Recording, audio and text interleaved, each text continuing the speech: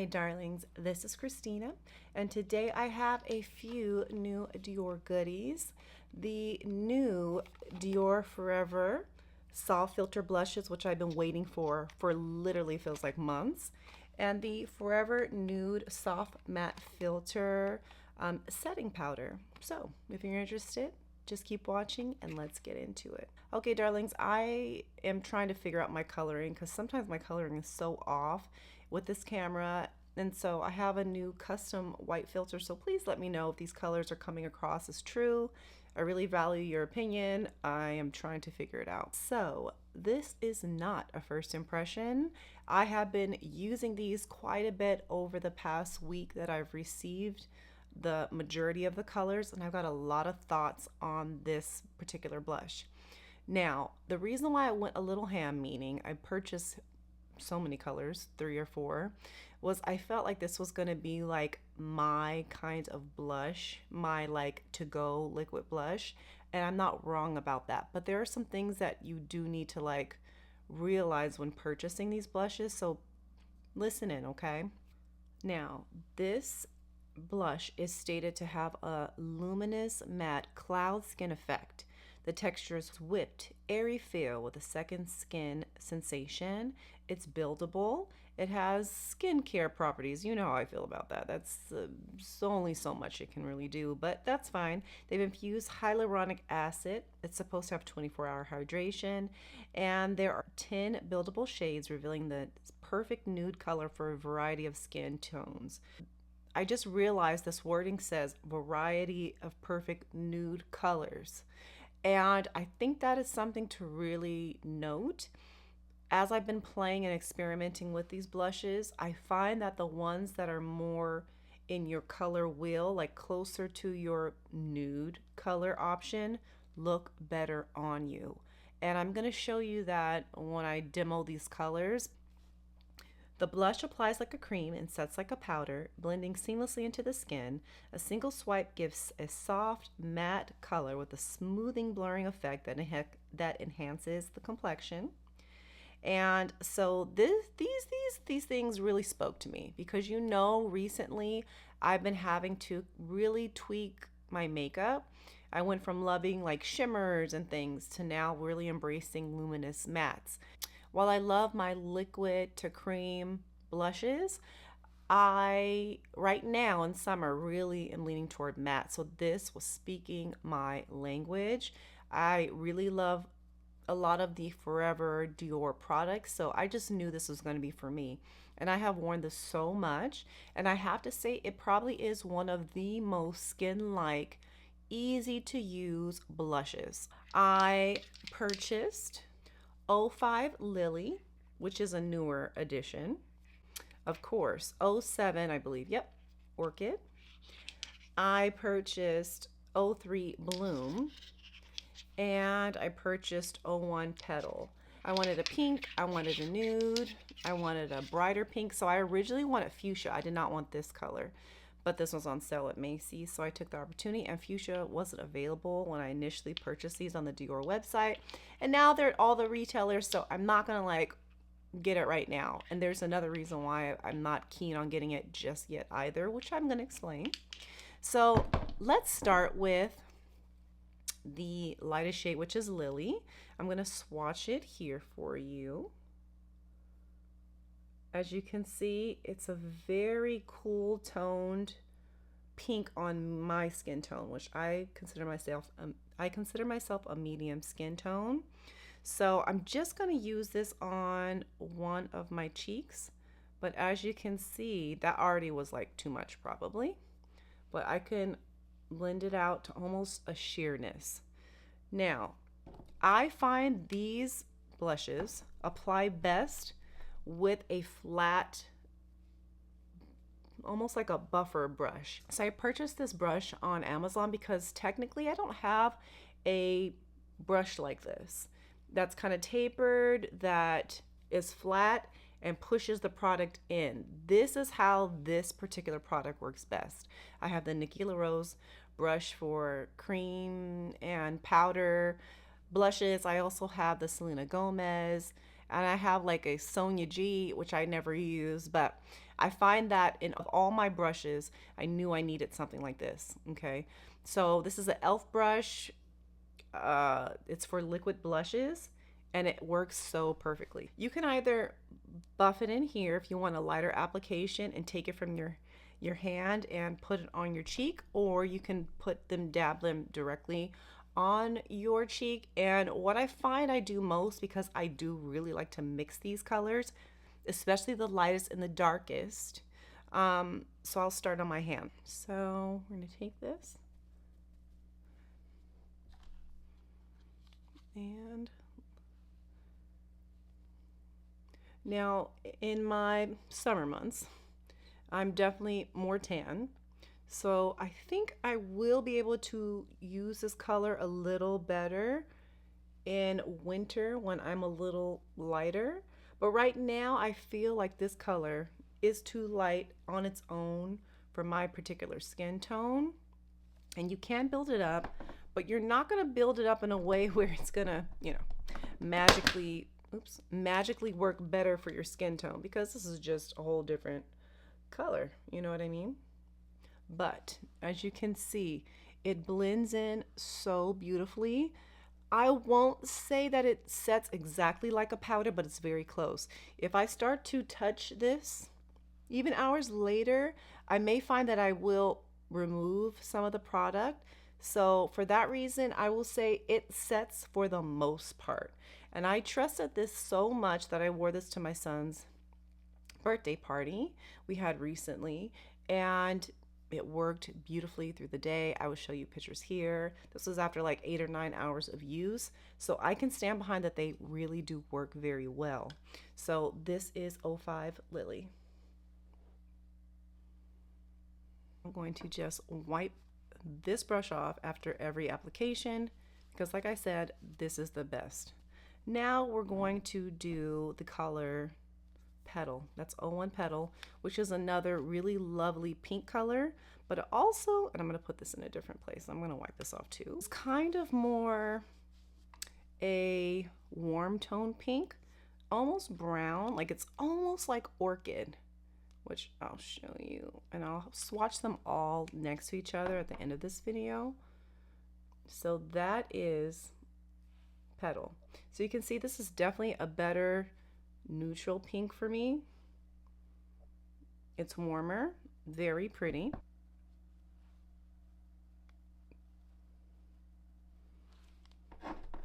And guys, I have not powdered, so this is going on. I'm wearing the Chanel more velvet matte foundation. As I change the colors, I'll just reapply with that foundation, but I say that to say I haven't powdered. So, but this is a pretty matte type finish, so because I want to go over that powder with you guys too.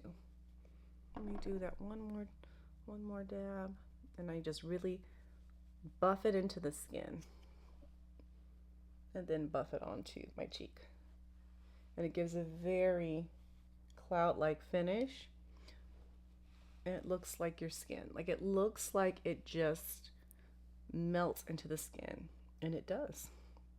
This, I have to tell you right now, Petal and Orchid are my favorite, but just so you can see, this is 01 Petal Lily. So now let me remove these and show you the last two. So now let's show you Orchid, which you guys know I've been screaming for a brown blush for like months. On my channel, I've been talking about brown blushes, how I hope Chanel comes out with a brown blush, because I love Chanel's powders. It's my favorite formula of blush on the market. And look at this. At least Dior was listening, okay? And without fail, this is the most beautiful brown color. I love this color. And if you are my tone, you're gonna love it. For a neutral, everyday color. Orchid and Petal, I don't really have to mix with other, with other blushes because they just work so well as a nude color for me. Like, it's my perfect color wheel in my color house. It just looks so pretty. This is my favorite. Yeah, I would say Orchid is my favorite color. So this is Orchid. So pretty. Like a brown, slightly peach color, and you still see my imperfections through this, and that's perfect. You see my little spots, all that, my moles. And that's okay because that makes it look more natural, you know, to me anyway. Okay, last color is going to be Bloom. So I love these fiery, you know, tangerine coral colors. They make me so happy. I have to say, this one was disappointing on its own. And I'm going to show you why. So let me add a little bit more. Well, here we go. Now, I don't know if you noticed this, but what I notice with this particular color is that on my skin tone, this shows a little more texture. And this is true with Bloom and with Lily. I feel like I see certain things in my skin that I don't see with Petal and that I don't see with Orchid. And it's very interesting. So I think that's the only thing about those two colors, and they're not my perfect nude. Like, they're definitely more present. They show up more on my skin tone, and I don't know if that's why. Like, this particular formula looks better when you have it closer to your own skin tone. So what I like to do, and what I was playing with, because when I initially, you know, used this, I was like, oh, I don't like this as much as I thought I would. So I mixed this. I mixed this with Orchid to make this perfect, like, you know, orangey brown color. And I liked it better that way. Now, am I telling you you need to do that? Absolutely not. I already purchased these and I'm not mad at it. And I can use it, but I have to be really strategic about how I do it. And Bloom for me needs to be mixed. Bloom and Lily. So yeah. Okay, so that's how I feel about that. But that mixture on this side of my face, this is both Bloom and Orchid together. All my other makeup is done. My husband and I are going on a little bit of a afternoon date before we pick up our kids from school. We're going to go see Weapons. So I'm very curious. My sister said it was very good and that I needed to see it. I like sci-fi, a little bit of horror depending on the horror type, and thriller type things. It sounds like it's something I need to see. And so we're really excited. We have like just a few hours, so I needed to make sure all my makeup was done before I did this video, because right after this video, I'm running out of the house. Okay, so I just kind of blended everything together. Okay, so now that I have those two and I feel really good about it, I think if I wasn't doing this video, I would just use Orchid or Petal. Probably Orchid though, because of what's going on with my like clothes right now. Very tan, very nude. Okay, now let's move on to the Forever Nude matte filters. Now, I am always, oh, P.S. These blushes, I totally forgot to tell you, have 11 milliliters of product, 0.37 ounces, and the powders have 0.31 ounces. And in Dior, I am always a 3 in.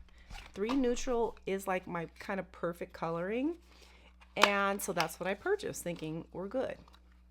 Beautiful cushiony packaging. This is like their new thing, having these beautiful puffy little cushions. I love, right? However, when I opened it, this is a lot deeper than any other 3 in shade that I have. And I was surprised. So let me show you. Yeah, you're not gonna be able to see it. I'm so tan. Okay, let's see if we can show you this. 3 in, because I need to show you. Let's try this. Let's put on the lightest part of my arm. There we go. And you would think, Christina, this looks fine. You think it does until I put it on and it made my skin look darker. I wanted to do this video before, I was able to return everything to Dior. And since I purchased it, I thought I would show you guys. So, like the tones vary quite a bit. Maybe not your normal coloring that you would normally choose. I will tell you that the blushes also are fragranced. I don't notice it as it lays on my skin, but initially you will smell it. And you'll smell it with the powders, okay? But we have 2 in and 3 in. And I wanted to use this all over my face. And as you can see, the tone, do you see now how this is a lot darker? And this is more my tone. And honestly, we need somewhere in between. Like I need a 2.5 in to be like a perfect shade for me. I've never had that with Dior. I've always been able to pick one. For instance, one of my favorites, I'm waiting for them to redo this, but this is 3 in, and this is in the Dior Backstage powder, and I'm gonna put it alongside here. It is perfect for me, and this is in a 3 in. Okay, let's say that's more of like a natural finish, and then we have the 2 in. That's quite light. So we have Dior Backstage 3 in, the new soft matte 3 in, and then 2 in, which if you looks super light, right? It looks almost ashy white, but for some reason, I don't know why that 3 in, it doesn't look good on me, and I feel like I'm gonna have to show you now. And let me just put it down here.